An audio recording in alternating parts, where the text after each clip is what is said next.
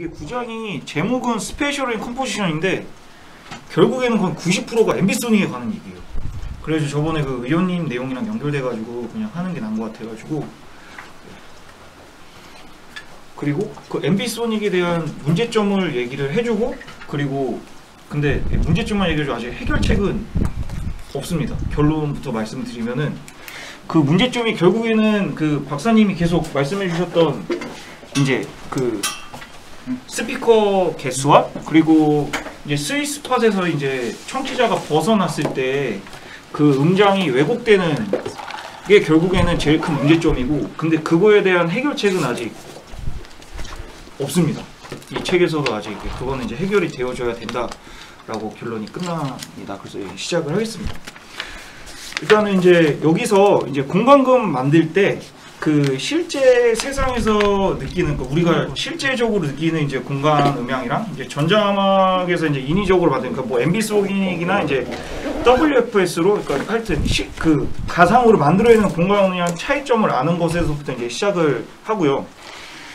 그래서 일단은 뭐 사람이 공간감을 이제 어떻게 느끼는지에 대해서 먼저 알 필요가 있는데 결국에는 가장 중요한 포인트가 그 한 공간에서 그 공간감을 느낄 때는 단 하나의 요소로 이제 그 공간감을 느끼는 게 아니라 되게 여러 가지 소리에서 이제 오는 그런 여러 가지 이제 그 요인들로 인해 가지고 공간감을 파악하기 때문에 그 여러 가지 이제 변수들을 잘 제어할 수 있으면은 이제 좀 더 이제 실제 음향과 가까운 공간감을 이제 만들어낼 수 있다라고 하면서 이제 이게 시작이 됩니다.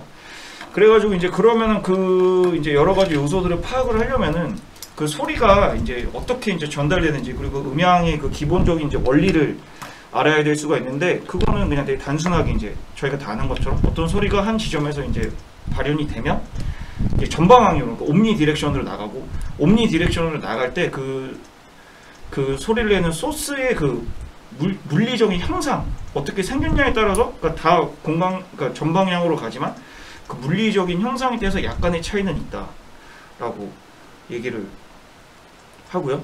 그리고 이제 그래가지고 이제 스피커로 이제 저희가 소리를 재생하게 되면 이제 그 스피커 그 자체가 소스가 되고, 그래가지고 저희는 스피커를 이용해가지고 그 공간감을 만들어낼 수가 있기 때문에 그 사람을 특정한 공간에 저희가 이제 있다라고 이제 느끼게 속일 수가 있는, 거기서 이제 시작하더라고요. 요 모든 이제 내용이. 그래서 이제 첫 번째로 나오는 게 이제 스피커 하나로 했을 때랑 스테레오, 그 다음에 이제 멀티 채널로 재생했을 때 거고, 그 다음에 아까 얘기했던 그 스위스팟에 대한 문제는 그러니까 모노로 재생했을 때는 문제가 없어요. 그러니까 단 하나의 스피커로 이제 저희가 이제 뭐 어떤 사람한테 들려줄 때는 그 사람이 어디에 있던 똑같은 이제 공간감을 느낄 수가 있는데, 이제 문제는 이제 스테레오, 그러니까 2개 이상의 스피커부터 이제 시작을 하게 되고, 왜냐면 이제 스피커 2개로 했을 때는 스위스팟을 정해주지 않는 이상 넓은 스위스팟에서는 결국에는 어떤 공간에서는 이제 한쪽 스피커와 이제 가까운 공간이 나타나야 되, 그러니까 그 생기기 마련이고, 그럼 그 공간에서는 이제 그 왜곡이 생기게 되겠죠. 그래가지고 이제 그 팬텀 그러니까 여기서는 표현을, 그러니까 팬텀 이미지가 무너진다라는 표현을 쓰는데, 그러니까 제가 이거는 그 박사님이 얘기해주신 이제 이쪽에서 오는 소리를 만약에 만들었다고 가정을 하면, 내가 만약 이쪽 스피커에서 이제 먼저 있다고 생각하면 이 사람은 소리가 이쪽에서 온다고 느끼게 되니까 예, 왜곡이 생기는, 결국엔 다 그러니까 스위스팟 문제더라고요. 이 글을 쭉 읽어보니까. 그래가지고 저번에 이야기했지만 그 1ms가 이제 넘었으면 선행음 효과가 생긴다고 그랬잖아요, 그렇지? 근데 1ms를 잘 생각해보면 1초에 소리가 340m 날아가잖아요. 그럼 1ms면 34cm 날아가거든. 그렇잖아요? 네. 아, 그렇네요. 네. 그렇지. 1초가 네. 340m니까 네. 1ms는 1000분의 1초이기 때문에 340을 1000을 나눠주면 34cm라고. 네. 그럼 스피커가 34cm만 먼저 가까이 있더라도 그쪽에 소리가 먼저 와버린대. 근데 34cm라는 게 스위스팟 있는 사람과 조금만 옆으로 가더라도 사실 한쪽 스피커가 내귀에 가까이 올 가능성이 많잖아요. 그러면 이미지가 이제 한쪽 스피커를 치우쳐버리는 거지. 그거 잘 생각을 해야 돼. 1mm, 아까 우리 저번에 1ms, 그게 1mm, 2ms 진짜 작은 거리예요. 스위스팟이 그만큼 좁아져 버리는 거니까. 그래서 이제 요거를 해결할 수 있는 방법이 이제 바이노럴인데, 바이노럴도 일단은 이제 헤드 트래킹이랑 이제 실시간 공간 렌더링이 없으면은 또 이제 리얼리티가 떨어지기 때문에, 또 바이노럴도 뭐 장점이 있지만 또 이런 단점이 있다. 그래가지고 결론은 이제 실제 세상에서 느끼는 공간 음향과, 그러니까 저희가 인위적으로 만들어내는 공간 음향을 비교했을 때는 이제 완벽하게 똑같다라고는 할 수는 없는데, 근데 최대한 그 비슷하게 만들어 주려면은 뭐 WFS나 뭐 이머시브 같은 게 이제 그래서 이제 나오기 시작한 거고, 이제 그래서 좀 더 이제 리얼리티하게 만들어 줄 수는 있지만, 결국에는 계속 말씀드렸던 이제 그 결론이 이제 스피커와 개수, 그리고 이제 좁은 스윗스팟이 아직까지는 한계로 나와 있습니다. 그래가지고 이제 다시 이제 공간감 만드는 걸로 나와가지고 이제 스테레오 상에서 만드는 공간감과 이제 스테레오 이상의, 그러니까 멀티 채널로 이제 공간감을 만드는 거에 대해서 이제 얘기를 하게 되면은, 일단 기본적으로 이제 스피커로 공간감을 만들어 준다는 거는 스피커를 이제 다른 거리에 배치를 하고, 이제 관객들에게 이제 앵글, 그러니까 어떤 각도로 이제 해주냐에 따라서 저희가 공간감을 만들어낼 수가 있고요. 그래서 여기서만 요 관점을 봤을 때는 스피커 거리, 그다음 관객과의 거리, 그다음 앵글 각도, 그리고 그 관객이랑 그 스피커가 있는 이제 그 어쿠스틱에 따라서 저희가 공간감을 이렇게 만들어낼 수가 있고, 그리고 그 변수 요소에 따라서 공간감이 변화하기도 합니다. 그래가지고 항상 뭐 단순히 스테레오라도 저희가 이제 그 공간 안에서 놓을 때 요 이제 요소들은 항상 생각을 하고 이제 배치를 해야 된다라고 해서 이제 시작을 하게 되고요.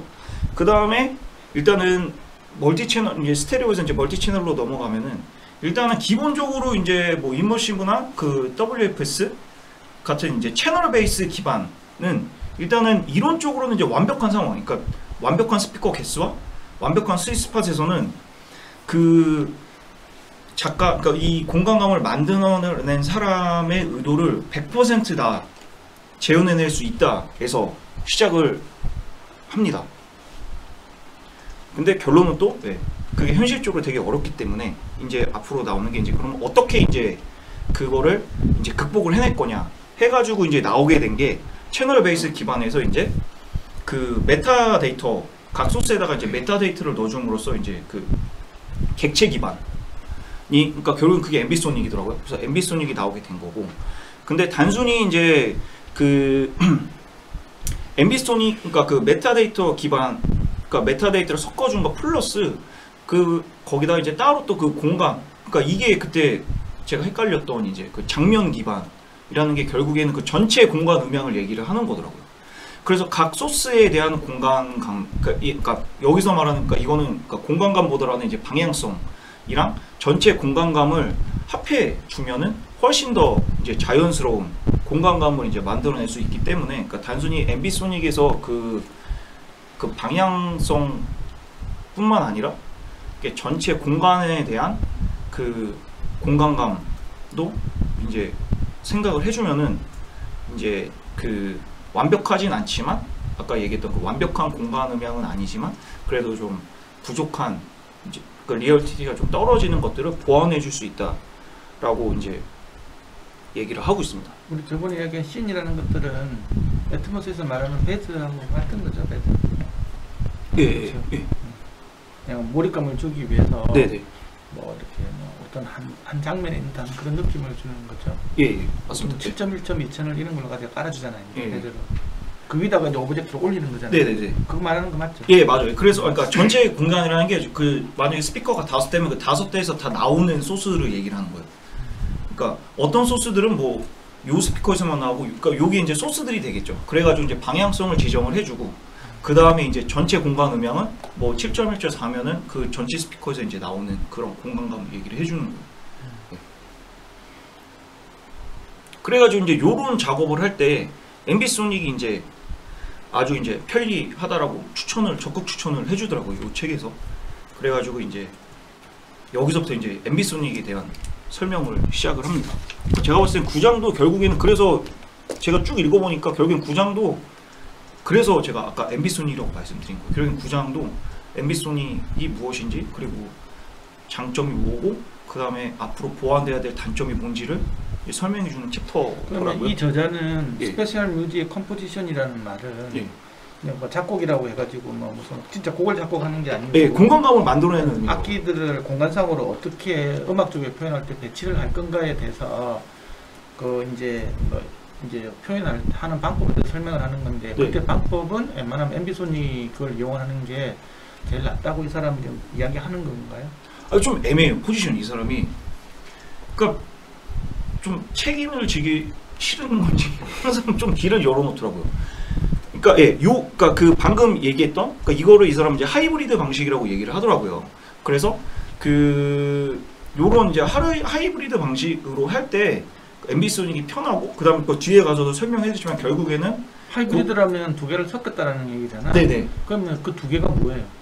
그러니까 하이브리드의 주체가 뭐예요? 네, 그래서 이 전에 엠비소닉 얘기하기 전에 이제 각 소스들 지향성이랑 이제 전체 공간을 섞어주는 거를 얘기를 했고, 근데 요게 엠비소닉에서는 기본적으로 되니까 엠비소닉을 추천해준 거고, 근데 엠비소닉으로도 한계가 있기 때문에 이제 엠비소닉 전에 녹음을 할 때 거기서 이제 마이킹 해가지고, 그러니까 쉽게 얘기해서 이제 근접 어떤 소스를 항상 그러니까 엠비소닉으로 녹음을 하든 하여튼 그 엠비소닉 그 인코딩 단계 전에 그 소스를 녹음을 할 때 단거리랑 이제 그러니까 거리감이 있는 두 개로 항상 다 녹음을 하라 그러더라고요. 어떻게 녹음을 하는데?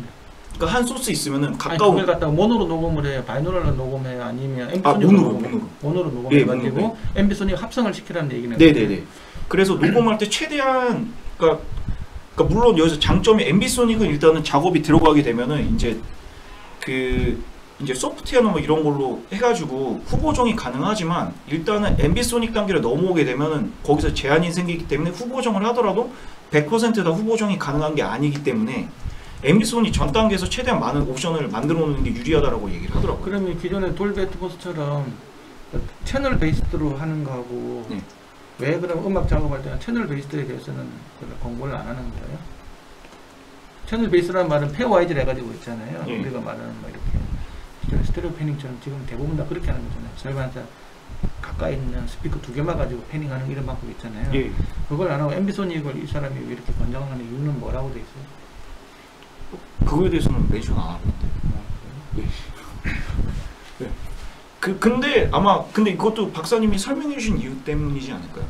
그 저번 시간에 내가 뭐라고 설명해 주는 이게 그러니까 엠비소닉 넘어갔을 때 이제 스테레오가 두 개, 그러니까 하나 이상 마이크로 할 때는 시간차가 생기기 때문에 그 엠비소닉 같은 경우에는 모노로 녹음해야 된다라고 그때 설명해 주셨었는데. 이게 엠비소닉으로 하면 이게 스피커가 전부 다 울리는 거잖아요, 개념이. 그리고 엠비소닉은 뭐 소리를 좀 더 멀리 보낸다든지 이런 경우일 때 하는 건데 아까 이야기했잖아요.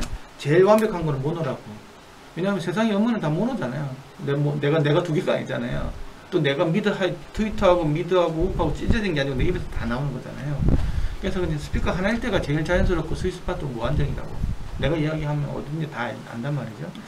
이제 두 개가 이제 해가지고 이제 가성으로 이 사이에 내가 모노로 내주려면 360도 모든 공간에 다 스피커가 무한정이 있으면 그게 제일 좋지. 온오프 하면서 그렇게 하면 아무 문제가 없어. 그 안에 있는 모든 사람들이 다 입체감 느끼는데 아무 문제가 없다고. 그렇게 할 수가 없으니까 어쨌든 이렇게 띄엄띄엄 놓을 수밖에 없는 거잖아요. 띄엄띄엄 놓다 보면 어쨌든 그 사이가 없는 공간은 그럼 소리를 어떻게 내냐라는 게 이제 문제가 되는 거잖아요. 그러면 그 사이를 잡아줄 때 그게 이제 패닝을 해가지고 그래서 뭔가 허상을 잡아줘야 되는데 그게 그러면 그 바로 옆에 있는 스피커 두 개만 가지고 갈 거냐? 그러면 페어와이즈 그 이제 패닝이 되는 거고 그게 이제 우리가 지금까지 쓰고 있는 뭐 스테레오 패닝이 다 그 기반이잖아요. 그러니까 이거는 서라운드일 때는 쉽지. 요 선 두 개 사이에만 정형하면 되는 거니까. 근데 입체로 돼버리면 이게 격자가 된다고 이렇게 그렇죠? 네. 그렇죠? 요비로 한다고 하면 이게 여기 없잖아요. 또 사선으로 간다고 하면 요 옆에 있는 네 개가 또 관할을 해가지고 내야 되는 이런 게 생긴다고. 그러면 뭐 두 개 아니면 세 개, 네 개가 관할해가지고 하나의 점을 가장형을 만들어주는 그런 게 어쨌든 페어와이즈 이런 편이니까 그게 이제 V웹이라고 하는 게 이제 제일 대표적인 게 그렇게 가는 거잖아요.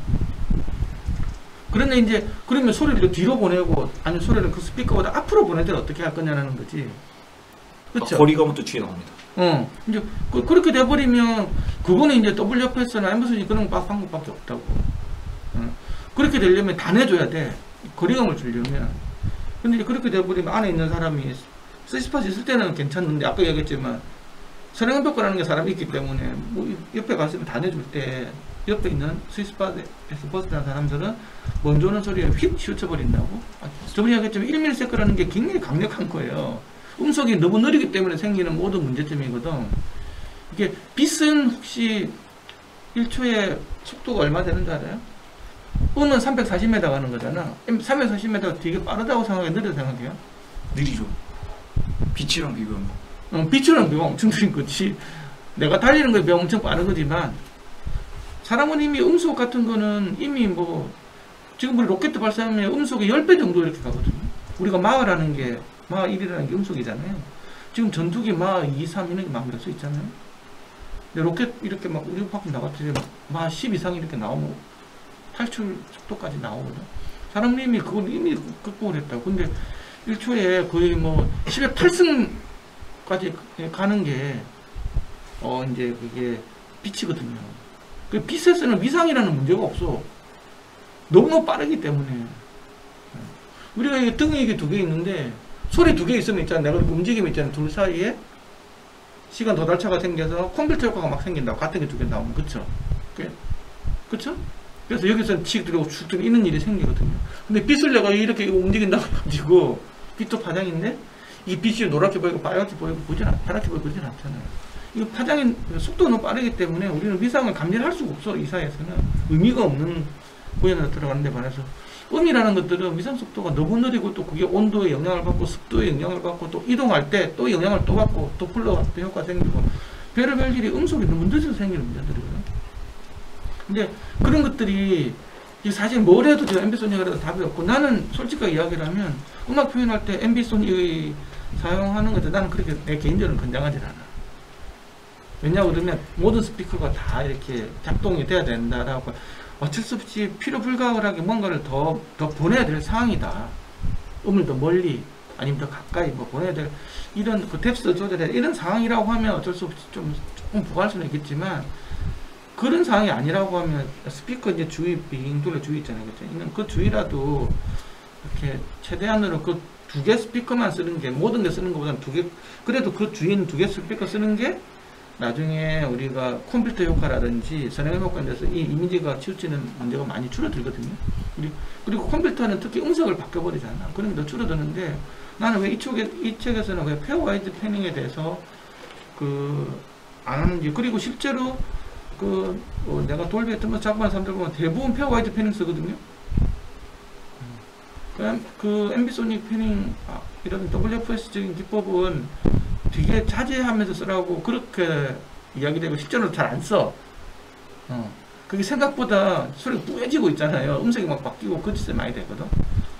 근데 거리감이라는 거 인위적으로 뭔가를 줄 수밖에 없는 상황 아니면 영화 같은 데서 뭔가가 이렇게 확 그거는 영화 같은 경우는 음색이 그렇게 중요하지가 않잖아. 이제 그런 데서는 모르겠는데 이게 이제 음악을 이야기하는 거잖아요. 뮤직이라는 게 1번이 음질이고 음색이잖아. 근데 왜 나는 앰비소닉을 했는지 그게 궁금해서 공부를 근데 이게 여기서 제가 이제 쭉 다시 읽어보니까 여기서 말하는 컴포지션이 그러니까 그 작곡을 한다는 개념이 아니라 그러니까 여기서 제가 읽어보니까는 스페이셜한 컴포지션에서 여기서 말하는 거는 음악 작곡이 아니라 공간감을 만든다라는 개념인 것 같아요. 근데 공간감도 일종의 작곡을 보는 거잖아요. 옛날에 스토리오 할 때도 이게 그 스페셜 컴포지션이라는 게 개화할 수 있는 게 팝팝밖에 없었잖아. 템포 넣고 잔향 넣고 정도 그런 것밖에 없었는데 이제 이게 360도로 되기 때문에 내가 어떤 이렇게 뭐 보컬을 어떻게 맺히고 드럼을 갖다가 막 키고 그래도 이런 것들도 일단 작곡에 그 문제 들어가는 거예요. 자유도가 뭐 엄청나게 많이 늘어났으니까 위로 보낼 수도 있고 막 이런 거 있잖아요. 그렇죠? 그런 것들 작곡이 법률는 것 같거든.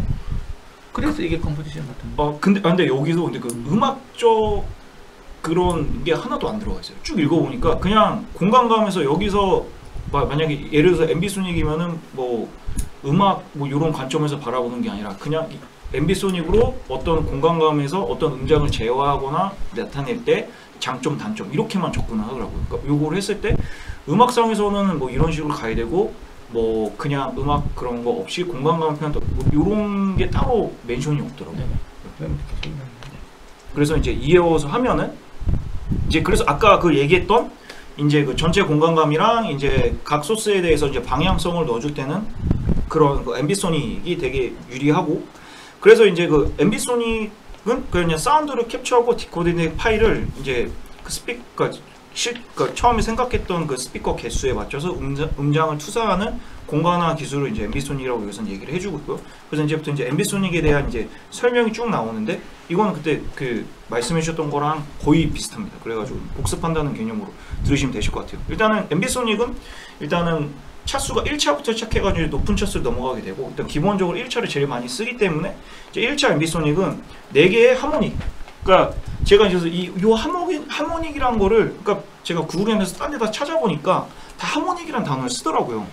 근데 그래가지고 이거를 뭐 어떻게 한글화로 한번 해볼까 해서 또 막 검색해보고 막 생각을 해봤는데 그냥 하모닉이라고 얘기를 하면 될 것 같아요. 그때 박사님이 얘기해 주신 것처럼 요거 하나가 이제 하모닉입니다. 그래서 그냥 저는 개인적으로 이제 뭐 하모닉을 이제 배음이니까 그러니까 저는 생각을 한 게 그냥 어떤 소리의 음색을 봤을 때 이제 기음이 있고 거기서 이제 생긴 배음들이 합쳐져서 요 소리의 음색을 이제 느끼는 것처럼 그러니까 이 공간감을 느낄 때 요 이제 배음 이거 배음으로 치면 요 배음들이 합쳐졌을 때 그 우리가 만들어낸 공간감을 느끼게 되니까 하모닉이라고 이걸 얘기를 한 게 아닐까라는 생각이 듭니다. 정확하게 이해하시는 거고, 그러니까 그 공간 주파수 개념에서의 배음이 되는 거예요. 예. 그러니까 이게 좀 깊이 들어가 보면 오쏘고 날리는 직교 개념이 있어요. 우리가 1회로 뒤에서 되는 것들도 이게 프리의 그 어드네시스가 되고 합성이라든지 이런 것들이 되는 조건은 그게 1회로 뒤에서 3회 이런 것들 다 직교하기 때문에 그렇다는 거거든. 이것도 이렇게 직교성이 있어요. 뭐 그거는 몰라도 되는 건데 어쨌든 이런 식으로 표현이 되면 내가 나중에 이걸 가지고 매니플레이션이라고 그래가지고 내가 마음대로 갖고 놀 수가 있어. 비포맷으로 바뀌면 이거 뭐랑 똑같이 이거 두 개 더해지면 이게 뭐가 돼요? MS가 되지. 우리가 MS의 장점이 뭐죠?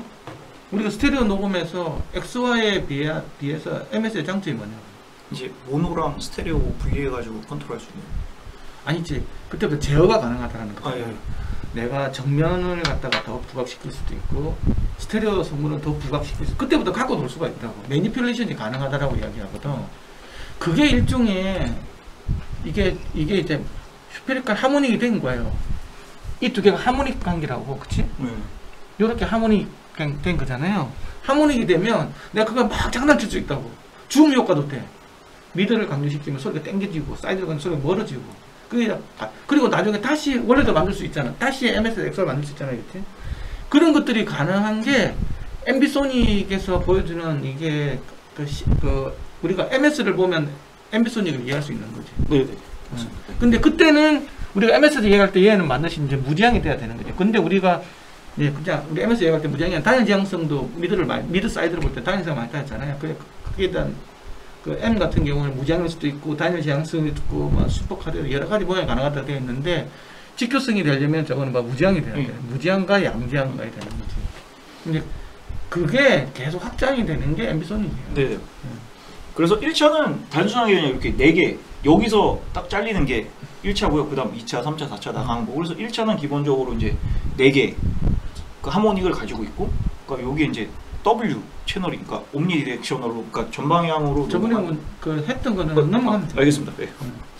네, 그렇게 하고, 근데 이제 1차의 단점은 이제 지향성이 이제 좀 많이 떨어지고, 그 다음에 스위스판 영역이 작습니다.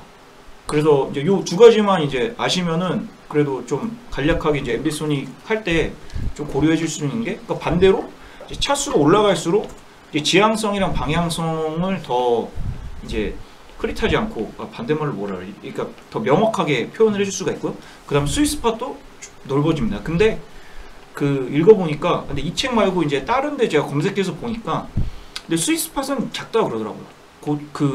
그 HOA, 그러니까 하이 오더 앰비소닉으로 가도 그러니까 스위스팟이 막 극적으로 커지진 않는다라고 얘기를 해주고 있더라고요. 이게 맞는지 이제 모르겠습니다. 위원님한테 물어봐야지. 스위스팟이 명확해질 것 같은데요. 근데 차수가 높아지면 높아질수록. 근데 저번에 시뮬레이션도 보면 늘어나긴 하지. 좀 늘어나기는 하고 점점 더 좋아지는데 안쪽에는 좀 더 좋아지지만 그에 대한 이제 어찌 보면 비중으로 보면 안이 제일 좋고 바깥에도 좋아지는 거죠. 근데 맨 센터가 제일 좋아지는 거고 더 좋아지는 거고. 그러니까 A급, B급, C급.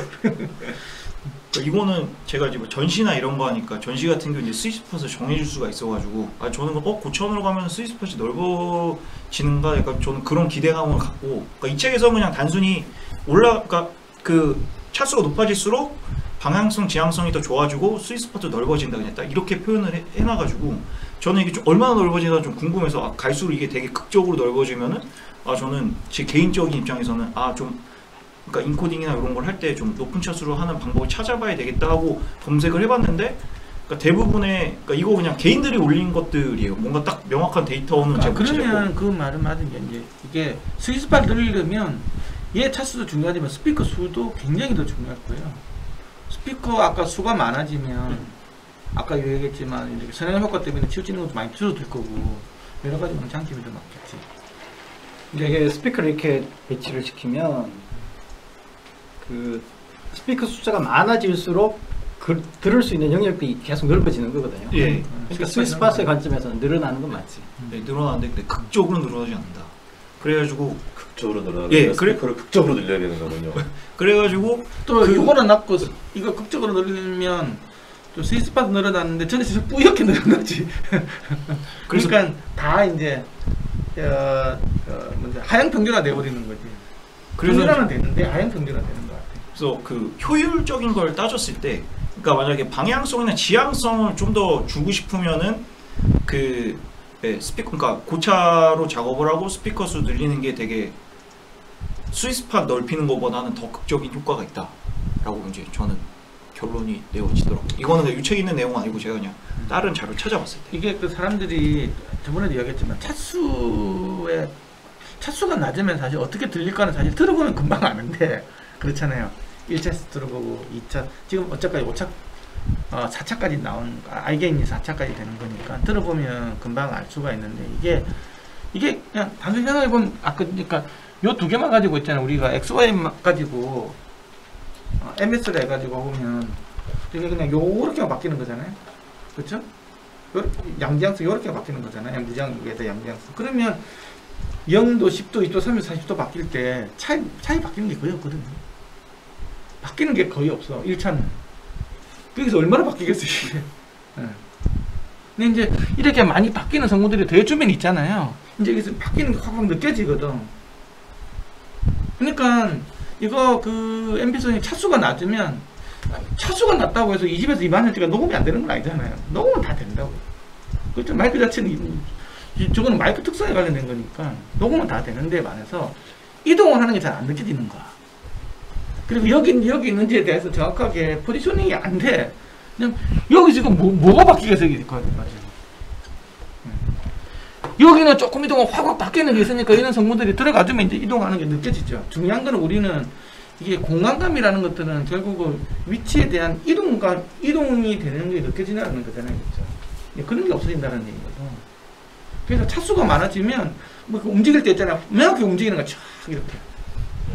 이만한에서 이렇게 교집합해서 이렇게 들어가면은 뿌옇게 그냥 여기 어디라고 할 수 있지만은 저렇게 이렇게 많이 돼 있으면 이렇게 구분이 명확하게 되니까 잡아봐 그러면 예를 들어 1초로 녹음된 걸 잡아라 그러면 뭐 개, 돼지, 사람하고 막 100명이 있다고 하면 100명 소리가 이렇게 짝짝 안 보이는 거 이렇게 뭉뚱그려서 뭉뚱그려가 왜냐면 그러면 여기서 이거 하면 여기 어떻게 알아 이게 1대11 차이도 안 나는데. 그러니까 1차로 했을 때는 만약에 각도로 보면은 그러니까 요만큼이 뿌얘지는 거예요. 그래서 여기서는 아무리 해봤자 구분이 안 가요. 샷수 높아질수록 요만큼 뿌얘지고 요만큼 뿌얘지고 아니 그러면 움직임에 구분이 안 가죠. 뭐 간 것 같은데 안 간 것 같기도 하고 같기도 안 같기도 뭐 이렇게 되는 거지 지금. 그래서 차수가 높을수록 방향성과 지향성은 높아지고 그리고 차수가 높으면 스피커 개수도 당연히 따로 올라가야 됩니다. 근데 그렇다고 해서 꼭 고해상도로 인코딩 한다고 해서 해당 똑같은 차수로 디코딩은 또 할 필요는 없다라고 얘기를 하고 있더라고요. 그러니까 그래서 포인트가 어쨌든 나중에 디코딩은 낮은 걸 써도 되니까 일단 인코딩하고 녹음할 때 최대한 많은 차수로 녹음을 해놓는 게 그래서 좋은 것 같아요. 제가 읽어보니까.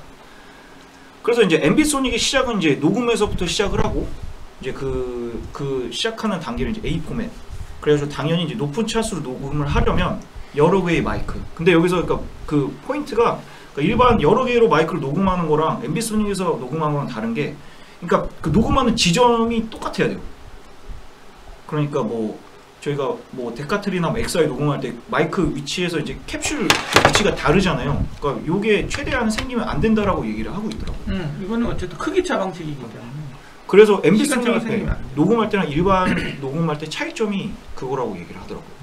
이게 그래 MB 소닉이 최고 들어오는 점이 우리가 ORTF나 NOS나 혼합차 방식이든 AB 방식이든 이런 걸로 녹음된 걸 아니면 우리가 멀티채널 방식 같은 경우는 다 이렇게 보통 그 시간차 방식으로 녹음을 다 하잖아요. 그걸 못 써먹는다라는 게 제일 큰 단점이에요. 이거는 어쨌든 그래 이렇게 전부 다 이게 한 점에서 크기 차만 가지고 된 거기 때문에 이게 그래서 입체감 입장에서는 별로 안 좋아. 우리가 공간감이라는 건 시간차에서 오는 공간감이 제일 큰데 그걸 못 살리기 때문에 뭐 이 잔향도 엠비소닉 잔향이 있거든요. 하이어드 엠비소닉 잔향도 있고 여러 가지 잔향 해가지고 하는 건데 모든 것들이 너무 분석적으로 들리는 거예요. 그래서 이게 딱딱하면 이제 하이어드 엠비소닉 해가지고 스피커를 많이 하면 딱딱 위치감은 잡을 수 있겠지 나중에 잘 되면 막. 근데 반해서 공간감은 너무 없어져요. 원래 이거는 공간감을 만들기, 그냥 클래식 녹음할 때 우리가 전부 다 XY도 녹음 안 하잖아요, 이런 식으로. 그 생각해보면 클래식 녹음할 때 XY도 녹음하면 얼마나 이게 홀 공간감을 살 수 있나? 그때는 클래식 녹음을 저 부분도 이렇게 AB 돼가지고 적어도 ORTF 정도는 띄워둬야 되는 거잖아요. 근데 그런 부분에서 엠비소닉 싫어하는 사람들은 되게 싫어해. 근데 이제 이건 VR에 가서 인터랙티브 할 때는 이거밖에 없기 때문에 어쩔 수 없어. VR에서 이 다 죽어난다고 VR 때문에 살아난 방식이. 근데 이걸 가지고 내가 녹음을 표현한다, 음악적으로 표현한다, 나는 그건 안 맞다고 봐, 개인적으로.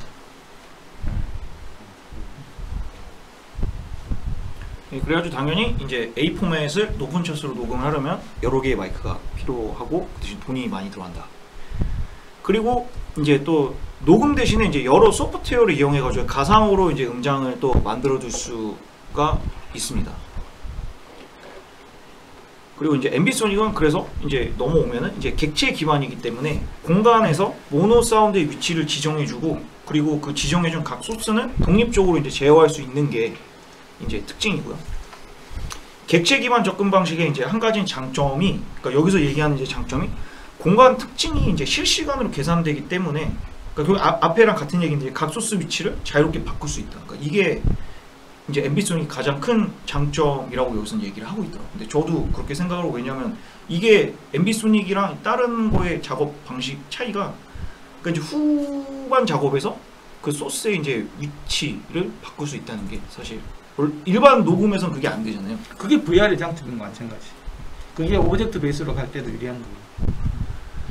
그래서 이제 요 정보를 디코딩을 하면 스피커로 이제 그 정보를 나타내 줄 수가 있는 거고, 요걸 이제 바이노럴로 이제 디코딩을 하면은 헤드폰이나 이제 이어폰으로 들을 수 있는데, 여기는 이제 아까 그 박사님이 말씀하신 것처럼 바이노럴로 디코딩 하면은 이제 하이트, 그러니까 높이 위치가 상대적으로 떨어진다고 얘기를 하더라고요. 그러니까 스피커로 들을 때보다. 스피커는 직접 거기 있는 거에 반해서 이제 바이노럴 랜드가 HRTF가 나랑 안 맞기 때문에 안 나온다. 그래서 이때도 그러니까 디코딩 할 때도 그러니까 여기서 나오는 게, 그러니까 디코딩은 낮게 하더라도 인코딩을 높게 해놓으면은 그러니까 훨씬 더 유리하다고. 그러니까 만약에 낮은 인코딩 차수를 낮게 하고 디코딩도 낮게 하면은 그렇게 되는데, 근데 똑같은 만약에 디코딩 차수라고 했을 때 높은 인코딩 한 거를 그 차수의 디코딩으로 하는 게 어쨌든 훨씬 더 선명하고 그 표현이 훨씬 더 좋다고 얘기를 하더라고요. 그래서 요것도 제가 찾아보니까 이거는 맞다고 그러더라고요. 근데 이제 더 극적인 체감이 된대요. 현실적으로 이제 프로툴 같은 경우에는 이게 내가 하나의 음을 정의하기 위해서 아까 이제 차수를 높게 하면 좋지. 근데 그에 따라서 이제 트랙이 쫙 늘어나는 거잖아요. 그치? 내가 예를 들면 녹음을 할 때는 이제 마이크 수가 정해지면 뭐 어쨌든 뭐 n 플러스 1의 제곱 차수 플러스 1의 제곱만큼의 마이크가 필요한 거잖아요. 예를 들면 뭐 4차다 그러면 25개 채널이 쫙 필요한 거죠. 한 음을 정의하기 위해서 25트랙이 쫙 필요한 거잖아요. 한 음별로. 근데 내가 알기로는 프로툴 같은 경우는 지금 지원되는 게 32개인가? 뭐 그것밖에 안 된다 그러더라고요. 그래서 그거 리퍼를 많이 쓰는 거, 리퍼는 64개까지 지원된다 그러더라고. 그래서 내가 옛날에 그 ORTF 3D 그거 할 때 우리가 이제 7차까지 했었거든요. 7차까지 하면 64, 88이 64니까 7 플러스 1의 제곱이면 64잖아요. 64트랙까지 쫙 나왔다고. 한음을 지금 64트랙이 나오는 거예요. 그래서 리퍼를 썼거든요. 내가 프로툴을 왜 안 쓰냐 그러니까 프로툴은 64개 지원이 안 된다 그러더라고, 동시에. 그러니까 지금 이게 그 DAW가 한 번에 지원할 수 있는 그 한계가 있어요. 프로그램상 한계가. 그러니까 뭐 64개도 뭐 진짜 이거 한음을 정의시키기 위해서 트랙이 64개의 이게 음원이 쫙 만들어지는 건 이렇게 많이 이게 필요해? 그렇게 되면 이거 좋긴 하지만 지금 현재 뭐 그런 부분들이 있더라고요. 예, 그래서 녹음은 마이크로폰 개수지만 사실은 합성하는 것들은 내가 무한차수를 만들 수 있는 거거든. 그렇잖아. 100차 엠비소니 할 수 있을 거잖아. 근데 이제 문제는 트랙이 엄청 많아지기 때문에 그 현실적으로 불가능해. 그것도 같이 생각해 봐야 돼. 벌써 좋은데. 그래서 지금 64 정도가 현재까지 낼 수 있는 게 한계가 7차 정도까지 아닌가. 64 아웃 정도 되는 이 정도가 다기 때문에. 그래서 이 책에서도 그 현실적인 제약이랑 그 비싸다라는 단어가 계속 반복이 돼요. 엠비소니 얘기랑. 일단 뭐 DAW가 지원이 안 되는 걸 어떡해. 그리고 이제 다음이 이제 거리감입니다. 이제 공간감을 만들어낼 때 거리감을 이제 표시해 줄 수 있는 게 이제 벨로시티와 이제 파동의 차이로 알 수가 있는데, 그러니까 파동은 이론적으로는 만들어낼 수 있지만, 그러니까 여기서 말하는 게 이제 그 박사님이 말씀해 주신 이제 직진파를, 그러니까 이론적으로는 만들어낼 수 있지만 실제로는 이제 많은 제약이 있습니다라고 여기서도 얘기를 해주고 있더라고요. 웨이브 프론트를 파동이라고 그랬어요? 그때 교수님이 웨이브가 파동이고 웨이브 프론트는 파면이야, 파면. 예, 파면. 죄송해요. 이거 파동의 파면입니다. 파면. 그래서 어쨌든 이 파면과 벨로시티는 엠비소닉과 WFS도 만들어낼 수 있지만 이제 스피커 개수가 많을 때, 그리고 이제 3스팟에서만 가능하다. 그러니까 특히 그 파면이 3스팟이랑 제일 관련이 많다라고 여기서 얘기를 해주고 있더라고. 그래서 우리는 엠비소닉 작업 전에 직접음과 반사음의 비율, 그 다음 도플러 이펙트, 그러니까 여기서 아까 얘기했던 그 이제 엠비소닉의 이제 단점이 나와서 보완해 줄 수 있는 방법이 이제 엠비소닉 전에 이제 직접음과 반사음의 비율, 그 다음에 도플러 이펙터, 그 다음에 이제 가까운 소리의 디테일. 그러니까 여기서 그냥 가까운 소리 디테일이라 그래가지고 뭐가 있을까 했는데, 그러니까 그때 이제 박사님이 설명해 주셨던 게 생각이 나가지고, 그러니까 마이크 때 녹음하셨을 때 그 뭐였지? 근접음 효과?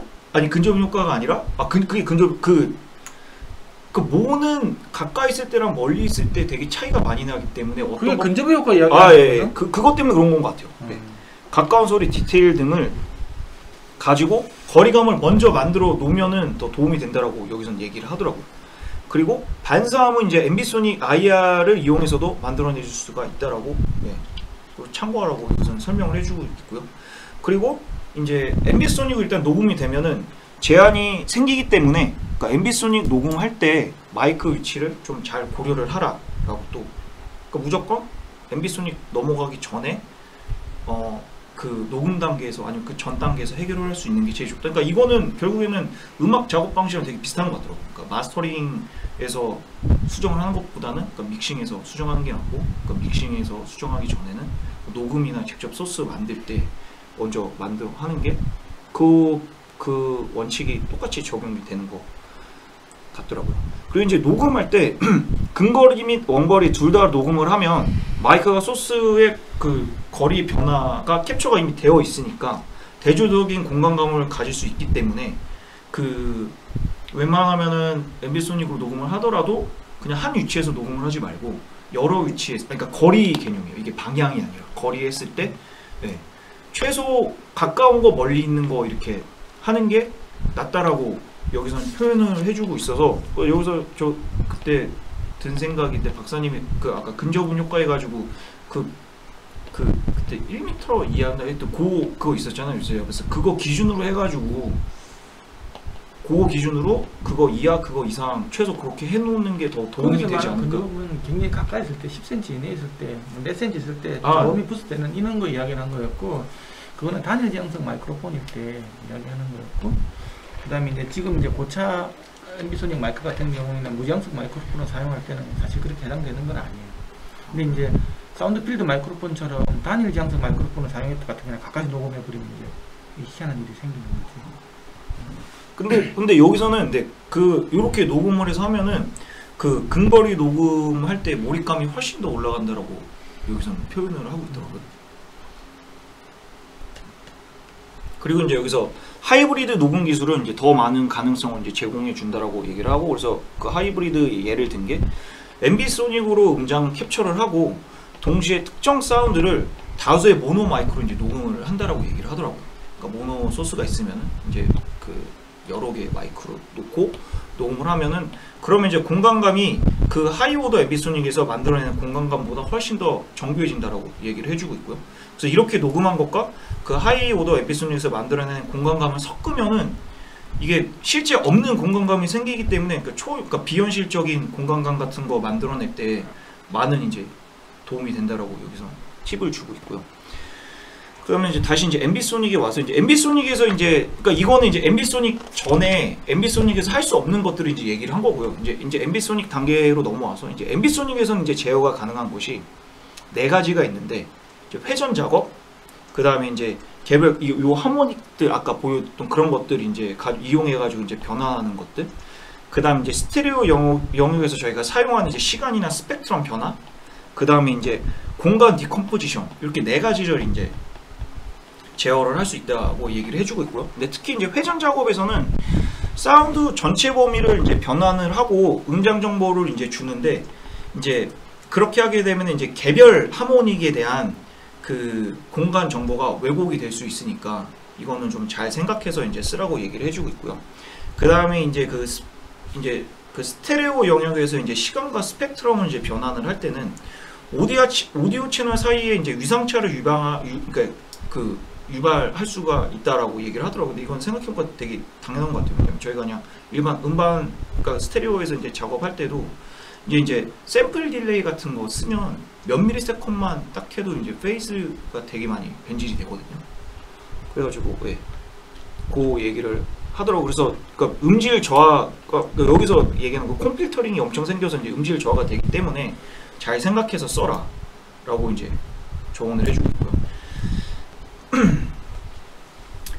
그래가지고 이제 앰비소닉에서 이제 앰비소닉 작업할 때 이제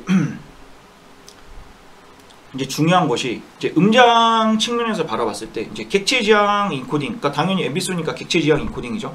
인코딩으로 이제 그 모든 정보들이, 그러니까 소스 방향 정보들이 이제 다 들어올 수 있고 다 제대로 이제 캡처를 해가지고 나중에 그거를 뭐 그러니까 후보종에서 이제 잘 분리할 수 있는 방법을, 이게 포인트더라고요. 이게 다시 정리해드리면은 결국에는 이제 여태까지 해서 이제 정리를 해보면 이제 결국 그러니까 앰비소닉은 이제 아까 그 스페리컬 하모닉 이용해가지고 뭐 차수에 따라 변환이 있겠지만, 그러면은 이제 저희가 이제 이 앰비소닉 작업을 한다고 했으면은 이제 어떤 뭐 한 공간을 저희가 지정해놓고 녹음된 소스들을 이제 그 뭐 여기다 놓지 저기다 놓지 이렇게 하는 게 이제 결국에는 앰비소닉 작업이잖아요.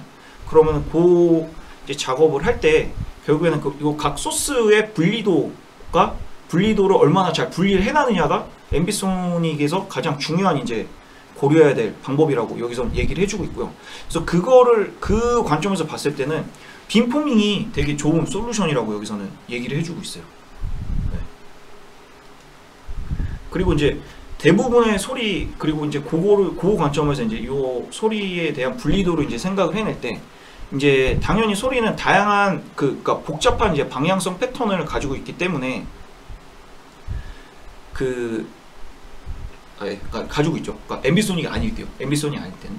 근데 이제 앰비소닉에서는 이제 복잡한 방향성에서 이제 하나의 방향성으로 이제 그걸 잘 해놓으면 그 집중을 시킬 수가 있으니까 그 분리도에 따라서 그 앰비소닉 완성도가 이제 결판이 난다 얘기를 하고 있습니다.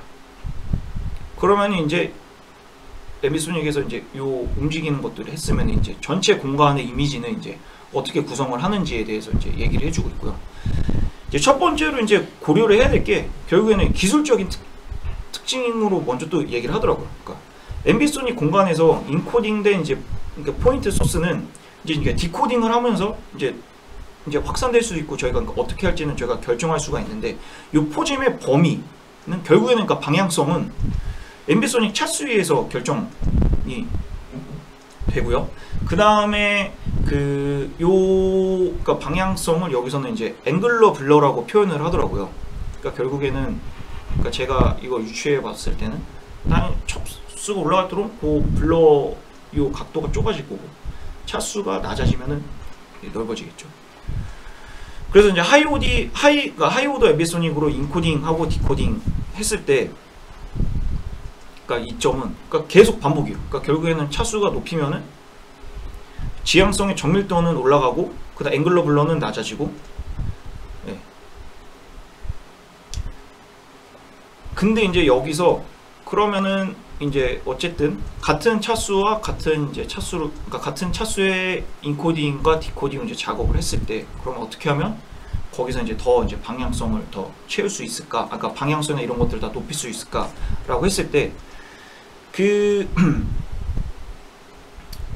그냥 소리 하나하나를 이렇게 모노로 해가지고 이렇게 채우는 것보다는 그러니까 여러 가지 소스를 합쳐가지고 전체 사운드 이미지를 만드는 것이. 그러니까 여기서는 아까 얘기했지만 저희가 지금 요 움직이는 것들 얘기하는 게 아니라 전체 공간 구성을 지금 얘기하고 있다라고. 예, 그거를 생각하시고 이거를 저 한글말이 잘 안 되네요. 염두에 주시고 이제 제 말씀을 들어주시면 됩니다. 예, 그래서 결론은 각 모노 소스 하나하나 관점해가지고 여기서는 뭐 예를 들어서 뭐 자동차가 있네 자동차 소리 딱 넣고 여기에 뭐 누가 뭐 기차 지나가서 기차 소리 딱 넣고 이렇게 해가지고 이게 다 채워지면은 요 이미지가 되겠지라고 접근하는 방식보다는 아까 이거 기억하실지 모르겠지만 맨 처음에 갔을 때 그래가지고 여기서 이것 때문에 이 글 쓴 사람이 초반에 얘기를 한 게 그러니까 사람이 어떻게 공간감을 파악을 하는지를 되돌아볼 필요가 있다고 얘기를 했던 게 거기서 그래서 얘기해준 중요한 포점이 그 사람이 그 공간감에서 거리감이나 방향감을 느낄 때는 한 가지 소리로 느끼는 게 아니라 그러니까 여러 가지 다양한 요소가 생겼을 때 그 전체 공간감을 인식을 한다라고 얘기를 했거든요. 그래서 그게 이제 여기서 이제 그 공간감을 만들 때 그냥 똑같이 대입이 되는 겁니다. 그래서 다양한 소스를 합쳐가지고 이미지를 만드는 것이 각 소스의 정보를 훨씬 더 실제적으로 전달해 줄 수 있다라고 얘기를 하더라고요. 그리고 각 소스를 합쳐서 이제 이미지를 만들면 거리에 따라는 이제 이미지의 넓이나 블러 양 그리고 각 소스들의 명확성들이 훨씬 더 자연스럽게 조절을 할 수 있다라고 얘기를 해주고 있더라고요. 그리고 이제 이제 다시 이제 장면을 만드는 관점에서 바라봤을 때 이제 다시 이제 스테레오로 되돌아와가지고 이제 그 스테레오 앞에 한번 제가 볼 땐 이게 핵심일 것 같거든요. 예, 요거 그 스테레오뿐만 아니라 이거만 보고 3D 죄송해요.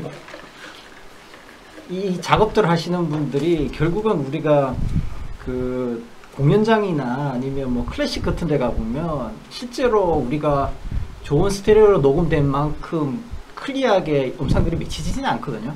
근데 연주자가 있기 때문에 사람들이 저기서 그냥 소리가 난다는 걸 느끼지 실제로 보면 거리가 엄청 먼데 다 반사되고 하는데 그렇게 음성이 맺히진 않지만 실제로 녹음이나 이렇게 플레이를 할 때를 보면 거의 그 지휘자가 있는 듯한 위치에서 음성을 펼쳐주잖아요. 거기서 나오구나.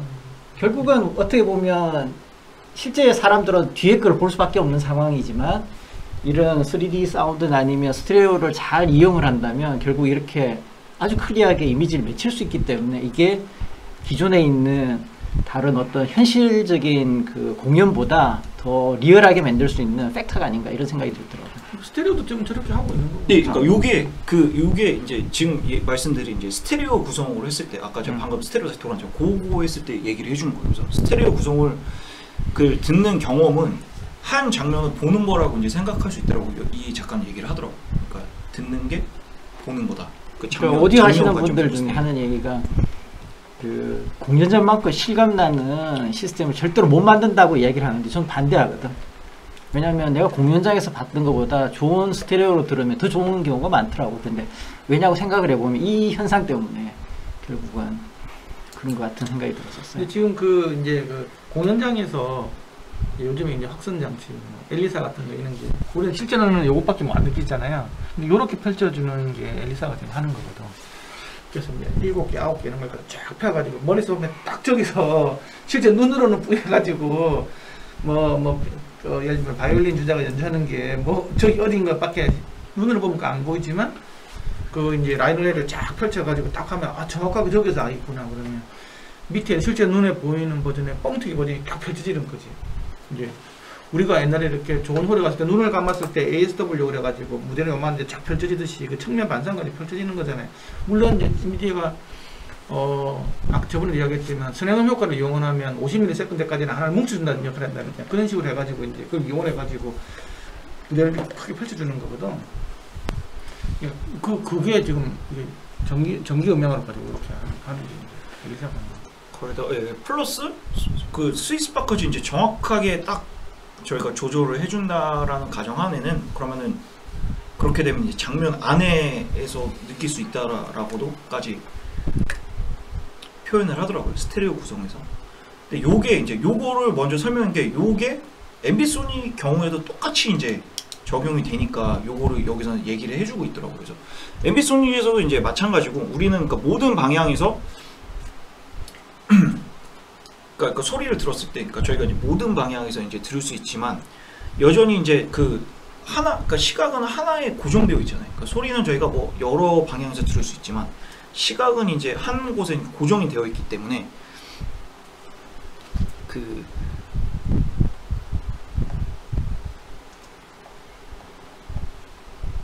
잠시만요. 이거 보면서 들은 생각이요. 우리가 잘 찍은 사진을 보면 내가 실제로 가서 느꼈을 때보다 엄청 더 잘 찍는 사람들이 많거든. 그건 뭐냐고 하면은 좋은 카메라와 좋은 해상도로 해서 이만큼 뻥튀기를 시켜놓은 거고 그 작가의 정신이 들어갔는데 결국은 음악을 하시는 분들이나 뭐 녹음을 하거나 리프로듀싱 하시는 분들이 결국은 사진 작가와 같은 역할을 해야 되지 않을까 뭐 이런 생각이 들더라고요. 근데 어쨌든 MB 소닉이 좋은 게 저는 하나밖에 없다고 보거든. 내가 후 보정을 마음대로 할 수 있는 거지. 왜냐면 이걸 갖다가 비포맷으로 만들어 놓고 나면 내가 뭐 장면도 바꿔서 볼 수도 있고 뻥튀기도 할 수도 있고 여러 가지 이제 후 보정할 수 있는 방법들이 많기 때문에 이제 그래서 이게 더 어떻게 보면 더 각광을 받는 게 아닌가. 물론 단점도 있지만 장점으로 본다고 하면 그런 것도 있는. 그래서 여기서 이제 MB 소닉에서도 그 장면을 이제 그거를 염두에 두고 이제 작업을 하면은 이제 그 듣는 청취자가 아까 스테레오처럼 장면 내부에 있어서 그러니까 그 공간 그러니까 그 장면 안에 내가 있는 것처럼 이제 여기서 이제 느끼게 해줄 수 있다라고 이제 얘기를 해주고 있고요. 그리고 그거 핵심 포인트가 이제 디코딩 방법에 관련이 있더라고. 그러니까 이거는 인코딩보다 이제 디코딩에서 더 많은 이제 효과를 누릴 수 있다라고 얘기를 해주고 있고. 그래가지고 이제 디코딩을 선택을 할 때 방의 크기, 그다음 음향, 스피커 숫자, 그다음에 청중의 숫자들을 그러니까 알고 이제 디코딩을 해야지 그거 없이 그냥 디코딩 하면은 이제 망할 수 있다라고 얘기를 해주고 있더라고.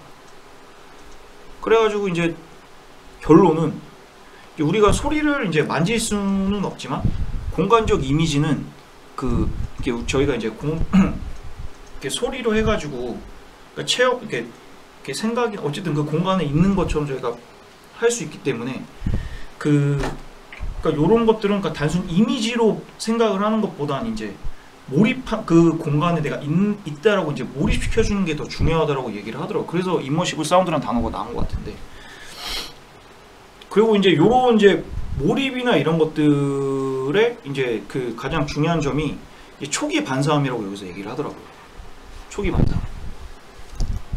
초기 반사음은 어느 더해져서 이미지를 더 강화하는 그러니까 그러니까 요 초기 반사음으로 그러니까 더 명확하게 보일 수도 있고 흐릿하게 될 수도 있고. 네. 어떻게 사용하느냐에 네. 따라서. 그리고 그 초기 반사음 그리고 그 이후에 그 리버브레이션, 얼리 리플렉터랑 후 잔향음이 몰입과 가장 큰 관련이 있다라고 얘기를 여기서는 하더라고요. 그래서 그러니까 왜냐하면은 저희가 그 느끼는 게 초기 반사음이고 그 다음에 이제 날라오는 것들, 그러니까 그 후 반사음으로 해가지고 우리가 어떤 공간에 둘러싸여 있다라고 이제 느끼고 있고, 근데 그 공간에 대한 장면을 주면은 그리고 그게 일치가 됐을 때 몰입감이 확 생긴다. 그러니까 그 후부 잔여음의 역할은 음상 정의하고 아무 상관이 없고, 내가 어디 있는 듯한, 내가 뭐 목욕탕에 있는 것 같다, 예. 콘스토리에 있는 것 같다, 아니면 아레나에 있는 것 같다는 그런 느낌을 주는 거거든. 아니면 동굴에 있는 것 같다, 그 느낌을 주는 게 후부 잔여인 거고, 초기 반사음은 저번 이야기했지만 50ms 이내 들어오는데 굉장히 많은 역할을 하는 거잖아요. 일단은 소리의 볼륨도 조절하고, 소리의 뎁스감도 조절하고, 소리의 깊이감도 조절하고, 이런 것들이 초기 반사음이 다 하는 거잖아요. 앞에 나오는 막 10몇 개 아니면 20몇 개, 이게 지금 다 영향을 미치는 거니까, 그거는 음상의 정의, 음상의 크기, 음상의 깊이, 이런 걸 주는 거거든. 그러니까 두 개 역할이 다른 거예요. 이제 그 처음에 초기 반사음 가지고 하는 것들도 엠소닉 쪽으로 이제 넣어줄 수 있는데, 이제 후부 잔향은 아까 이게 우리가 바이노럴도 있지만 바이노럴 녹음이 있고 바이노럴 합성이 있잖아요. 그렇죠? 바이노럴 합성을 할 때는 뭐가 필요하다고 그랬어요? 바이노럴 합성을 하려면 뭔가 핵심 얘기만 하나 있어야 돼. 그게 뭐라고 그랬어? HRT4가 있어야 된다고 그랬지. 아, 이거요? 헤드 트래킹이랑 아니 어디 위치별로 데이터가 있어야 나중에 합성해가지고 네. 소리를 인위적으로 모노 시그널을 가지고 어느 방향을 위치시키려면 HRTP 정보실에 그냥 그게 합성이 되는 바이너럴 합성이잖아요. 그게 이제 뭐 버추얼 스피커 뭐 이런 것도 배치시키고 하는 게 HRTP 데이터가 있어야 내가 모노 시그널을 들어 시킬 거잖아요. 그 이어폰 헤드폰은 그게 되게 중요했잖아. 그리고 바이노럴 잔향도 있다고 그랬잖아. 바이노럴 룸 임펄스입니다. 그래 내가 뭐 모노를 내주면 그 공간에 대한 느낌을 내줄 거잖아. 그런 것들이 이제 바이노럴 룸 임펄스입니다. 뭐 바이노럴 그냥 뭐 HRTF 이런 것들이 필요하시. 앰비소닉 레코딩이 있고, 그렇죠? 앰비소닉 합성이 있는 거잖아. 그렇지? 앰비소닉 합성을 한다고 하면 모노를 가지고 어떻게 하냐고 하면 공간을 표현하려고 하면 그 앰비소닉 룸 임펄스입니다. 필요해요. 앰비소닉도 그게 가능해요. 지금 우리 마이크 하나 가지고 딱 이렇게 하면 이게 들어갈 거잖아요. 그럼 이거는 방향에 대한 정보는 없잖아. 시간에 대해서 에너지 정보가 있는 거잖아요. 방향을 알 수가 없잖아. 이거는 무제한 마이크로폰이니까. 근데 앰비소닉 마이크로폰 하면 딱 하면 얘가 어느 시간에 어느 방에서 어떻게 들어왔다는 걸 다 알 수 있어요. 예, 맞아. 여기 아까 그 전에 앰비소닉 IR 데이터가 있어요. 방향별 IR 데이터가 있다고. 그것도 이제 1점 마이크로폰 같은 경우에는 뿌얘지는 거 1점 마이크로폰 가지고 IR 딱 뜨면 어디서도 잘 모르겠어. 이게 뿌얘가지고. 뭐 이쯤 어디서 오는 거 같고 반사하면 이렇게밖에 안 된다고.